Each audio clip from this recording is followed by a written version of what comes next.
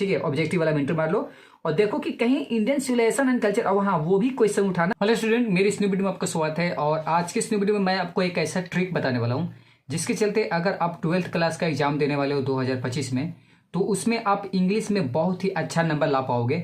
ये तरीका क्या है वो मैं आपको बताने वाला हूँ, और इस तरीका, ये जो तरीका है वो आप अपना लो। बट ये तरीका वही व्यक्ति अपनाना, मतलब वही स्टूडेंट अपनाना जिनको इंग्लिश में कुछ भी ज़्यादातर की तैयारी नहीं हुई है, ठीक है, जो नॉर्मल एवरेज जानते हैं उनके लिए ये सही होगा।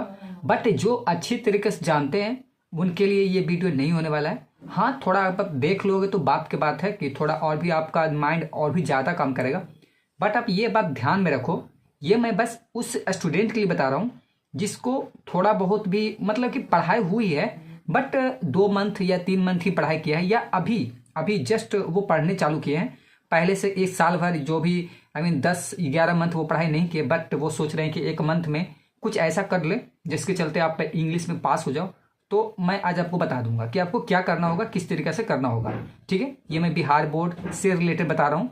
ये प्रक्रिया आप और भी अलग अलग बोर्ड में कर सकते हो। ठीक है, तो देखो आपको करना क्या है। पहले तो आपको एक काम बिल्कुल फिक्स कर लेना है कि जो भी उसका राइटर नेम है, पहले तो आपको राइटर नेम पक्का याद रखना होगा। आप पहले दिमाग में डालो, पहले आपको राइटर नेम कंप्लीट करना है।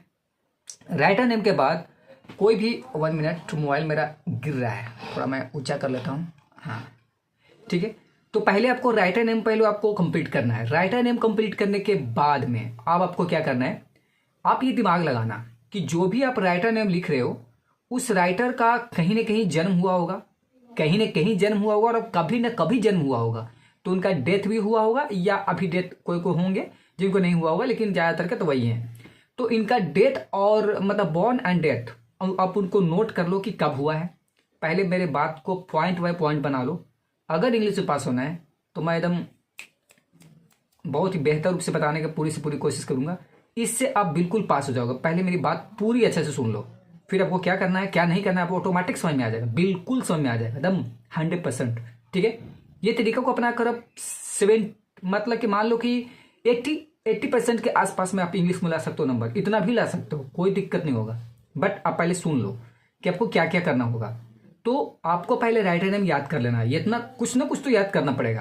आप अगर चाहोगे कि बिना कुछ याद किए हुए कंप्लीट कर लें तो नहीं होगा, फिर आप ये वीडियो को छोड़कर जा सकते हो। ठीक है, आपको पहले राइटर नेम याद कर लेना है। राइटर नेम याद करने के बाद आप देखो कि जो भी राइटर है उनका डेट कब हुआ है और बॉर्न कब हुआ है, मतलब कि कब वो जन्म लिए हैं और कब वो उनका डेथ हुआ है। तो वो इसलिए आप कलेक्ट कर लो पूरा का पूरा जो भी 21 लेसन है। 1 मिनट,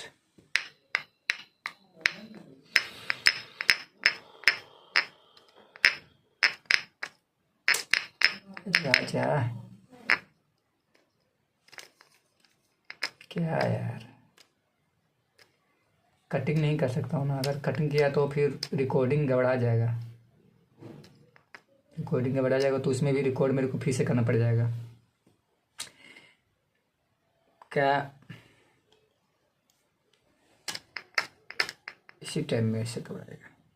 हाँ, तो आपको पहले क्या कर लेना है कि पहले आपको राइटर नेम उसका और उसका ईस्वी जो भी होता है, जिनका जन्म कब हुआ और मृत्यु कब हुआ, वो सब निकाल लेना है। निकालने के बाद अब आपको देखो, जैसे कभी भी आपको 2-2 नंबर का या 3-3 नंबर का बहुत सा आएगा। ठीक है, आपको बहुत सा पूछा जाएगा। एक बार मैं आपको ऐसे ही बता दे रहा हूँ, अगर फिर भी आपको समझ में नहीं आएगा तो आप फिर से आप मेरे को कमेंट करना कि आप बता कैसे रहे हो, थोड़ा और एक्सप्लेन करो, तो मैं अभी एक बार करके दिखा दूंगा। ठीक है, अभी आप सुन लो, पहले बढ़िया से समझ लो, ऐसे इससे समझ आ ही जाएगा। ठीक है, तो पहले आपको राइटर नेम याद कर लेना है। याद करने के बाद उनका डेथ कब हुआ है, बॉर्न कब हुआ, उनको भी याद कर लेना है दोनों। अब अगर कोई भी लेसन से आया है, जैसे कोई भी लेसन है, जैसे मान के चलो कि पहला लेसन आपका है इंडियन सिविलाइजेशन एंड कल्चर, ये इंडिया के बारे में क्या इसका संस्कृति है उसके बारे में इसमें बताया गया है। महात्मा गांधी इसके राइटर हैं। तो यहाँ पे आपको क्या करना है कि Indian civilisation and culture is written by Mahatma Gandhi. Mahatma Gandhi born in कब हुआ है, ठीक है, ये आप लिख लो। इनका डेथ कब हुआ है ये लिख लो। और ये कोई इसमें और भी थोड़ा कंप्लीट करो कि ये जो संस्कृति है, हमारी संस्कृति है, वो कैसी है, किस प्रकार से है। एक आध लाइन अगर लिखना चाहो तो आप लिख लो। ठीक है, ये आप 3 प्रक्रिया करोगे, जैसे Indian civilisation and culture is written by जो महात्मा गांधी जो, तो ये इतना आपको लिखने में ना 2 लाइन लग जाएगा। ठीक है, 2 लाइन लग जाएगा। फिर आप लिखोगे इनका डेथ कब हुआ है, बॉर्न कब हुआ है, इसमें भी आपको मान लो चलो कि एक लाइन इसमें भी घुस ही जाएगा, इसमें भी आ ही जाएगा। अब कितना बचा, अब 2 से 3 लाइन आपको और इसमें इंक्रीज करना है, ताकि 2-2 नंबर वाला जो आएगा लगातार, ठीक है, वो उसमें आप लिख दोगे। तो 2 नंबर और आपको कंप्लीट करना है किसी भी प्रकार से।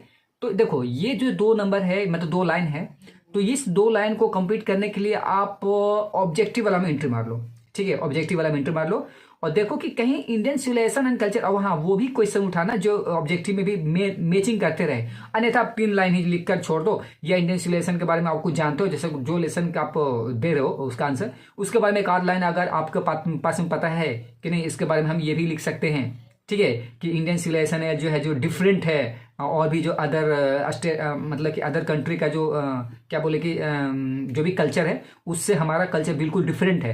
ऐसे करके अगर आप लिखना चाहो तो आप लिख सकते हो, बट अगर नहीं लिखना चाह रहे हो तो ठीक है, उतना अगर दिमाग नहीं काम कर रहे हो तो ठीक है।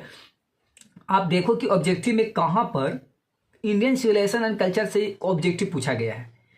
अगर उसका आंसर भी याद है तब तो सोने पे सुहागा हो जाएगा, अगर आंसर नहीं भी याद है तो वो वाला उठाकर और इसमें आप लिखो, किसमें, तो इंडियन सिविलाइजेशन एंड कल्चर था ना, ठीक है, आप जिसका समराइज आप कर रहे थे, थोड़ा बहुत 2 लाइन 4 लाइन उसके बारे में लिखना था, तो उसके बारे में आप थोड़ा बहुत लिख सकते हो, वहां वाला उठाकर आप इसमें भर दो, ऑब्जेक्टिव वाला उठाकर भर दो। कौन वाला, जो इंडियन सिविलाइजेशन से क्वेश्चन पूछेगा, जैसे कोई लेसन है इंडियन सिविलाइजेशन कल्चर से, तो उससे ऑब्जेक्टिव भी जरूर आएगा करीब करीब, मान लो ये नहीं कर रहा फिक्स में कि आ ही जाएगा, लेकिन करीब करीब आ ही जाएगा। आपको पकड़ना है कि किस लेसन से दिया गया है, फिर उसको उठा के इसमें डालो। तो इससे क्या होगा, तो 3 से 4 लाइन से 5 लाइन से 6 लाइन आप पहुंच जाओगे। 6 लाइन अगर पहुंच गया ना, तो 2 नंबर लाने में कोई बड़ा बात नहीं है कि 2 नंबर आपको दे के नहीं जाएगा या 3 नंबर दे के नहीं जाएगा। अगर ये प्रक्रिया आप करते हो तो बहुत ही ज्यादा बेहतर होगा। और अब देखो, तो ये प्रक्रिया से आप ना कम से कम 10 नंबर के आसपास में ले लाओगे। बस सब्जेक्टिव भी बात कर रहा हूँ, ऑब्जेक्टिव की बात नहीं कर रहा, ऑब्जेक्टिव में तो और आसान हो जाएगा, सब्जेक्टिव का बात कर रहा हूँ। अब देखो, अब एक होता है ओड, मैं थोड़ा डिफरेंट आपको बता रहा हूँ, ज्यादा कोई डिफरेंट नहीं बता रहा, मतलब कि डिफरेंट बता रहा हूँ कहने का मेरा ये है कि हौला बता रहा हूँ, ईजी बता रहा हूँ, आसान बता रहा हूँ, सिंपल बता रहा हूँ, वही। तो ओड, अब एक होता है ओड, ये ग्रामर का टॉपिक टाइप का है। जैसे मान के चलो आपका 4 गो ऑप्शन देगा, odd, O double D, odd निकालना होता है। इसमें देखो ओड मतलब होता है विषम, ये मतलब सम, तो ओड यानी आपको विषम उसमें निकालना है, कौन सा है जो उसमें से डिफरेंट है। जैसे मान के चलो कि 2-3 गो फल का नाम दे दिया, ठीक है, या वेजिटेबल, कोई सब्जी उब्जी के नाम, कुछ भी ऐसा कुछ, तो 3 गो फल के नाम दे दिए हैं, जैसे एप्पल है, गावा है, एप्स मतलब ग्रेप्स है, ऐसा कुछ है, और एक और कुछ ऐसा, मान लो कि कोई डॉग का नाम दे दिया, जैसे डॉग ही दे दिया, मतलब कोई एनिमल का नाम यानी डॉग दे दिया, तो डॉग दे दिया, तो इसमें से डिफरेंट क्या है, तो डिफरेंट क्या है, तो डॉग है, तो डॉग आपका ओड हो जाएगा। ओड का कैसे निकालेंगे, ओड भी 2 नंबर या 3 नंबर का आएगा ऑब्जेक्टिव में। आर्टिकल आएंगे, आर्टिकल भी आएंगे, नॉर्मल बात, आप आर्टिकल भी थोड़े बहुत पढ़े होंगे, ठीक है, और वर्ड भी एंटोनेम्स, उल्टा वाला होता है जो वर्ड, ठीक है, और सेनोनेम्स जो सेम जैसा वर्ड दिखेगा आपको, इस प्रकार से। खैर अब अभी आप ऑब्जेक्टिव हटाओ, ऑब्जेक्टिव के मैं बाद बात कर लूंगा, पहले से ऑब्जेक्टिव के लिए बात कर लेते हैं। तो ये आपको समराइज इतना लिखने आगे। अब लिखने आगे, अब आपको क्या करना है कि जैसे कि देखो कि आप जब समराइज कर रहे हो, जब मतलब कि लिख रहे हो, ठीक है, तो आप ये बात और याद रखना कि जब आप राइटर नेम याद करोगे ना, तो 2 खंड है उसका, ठीक है, एक मतलब कि स्टोरी वाला या जो भी इस प्रकार से है वो अलग खंड है इंग्लिश में 12 वाला में, और पोएम टाइप का तो उसका अगला मतलब कि अगला स्टेप में बनाया गया है, ठीक है, 10 से 11 यही को है, 21 लेसन के आसपास में है।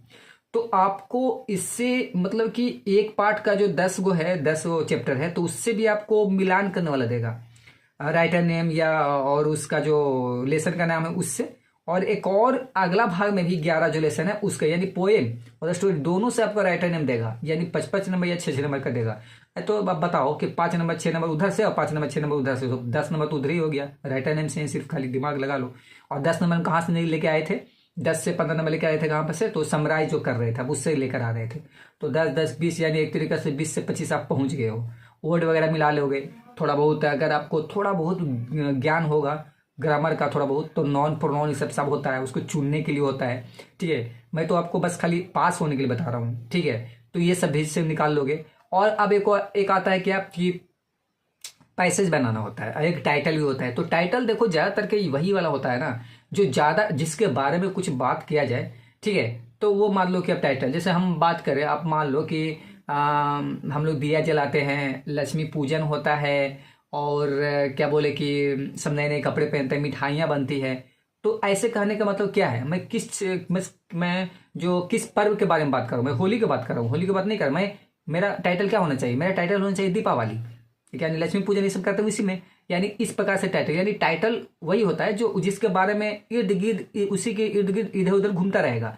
ठीक है, अब रंग उंग का बात कर रहा है और ये ऐसा, मैं आपको समझाने के लिए सब बात कर रहा हूँ। ठीक है, तो रंग उंग का बात करता है, अब क्या करोगे, अब क्या आप बताओगे कि वो दिवाली है, दिवाली नहीं तो होली है ना वो। ठीक है, तो टाइटल उसी प्रकार से होता है, जिसके बारे में बताया जाए तो वो उसका उसी का टाइटल हो जाएगा। तो टाइटल भी आपको निकालना पड़ेगा, और टाइटल क्या है, टाइटल निकाल के आप चुन लो उसमें से क्या टाइटल है, और उसको आपको छोटा में करके शॉर्ट में करके आपको लिखना होता है, वो आप कर लोगे, बिल्कुल आसानी से कर लोगे। ठीक है, टाइटल करने के लिए।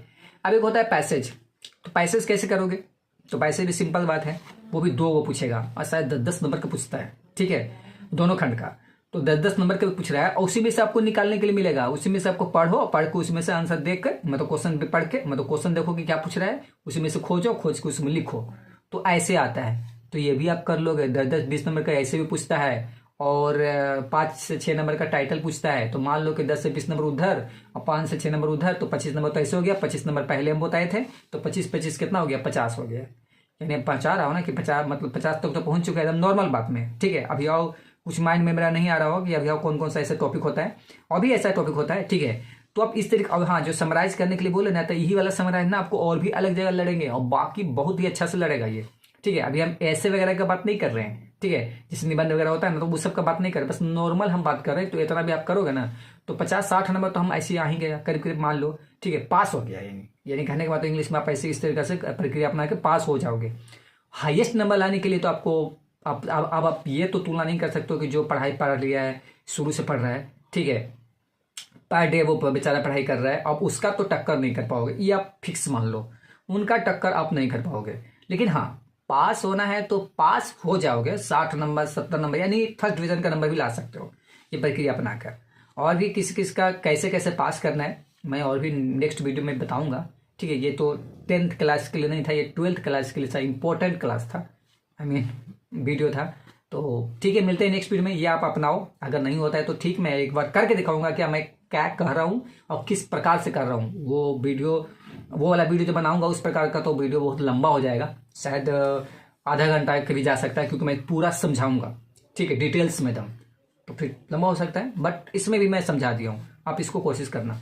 ठीक है, तो मिलते हैं नेक्स्ट वीडियो में। वीडियो को लाइक करना, चैनल को जरूर सब्सक्राइब मारना, ताकि और भी ऐसा ही लेकर आते रहें, और ऑब्जेक्टिव बहुत सारी लाएंगे। देखो आज अगर ऑब्जेक्टिव कर लेते हैं तो कर लेते हैं, नहीं तो देखते हैं। ठीक है, थैंक यू।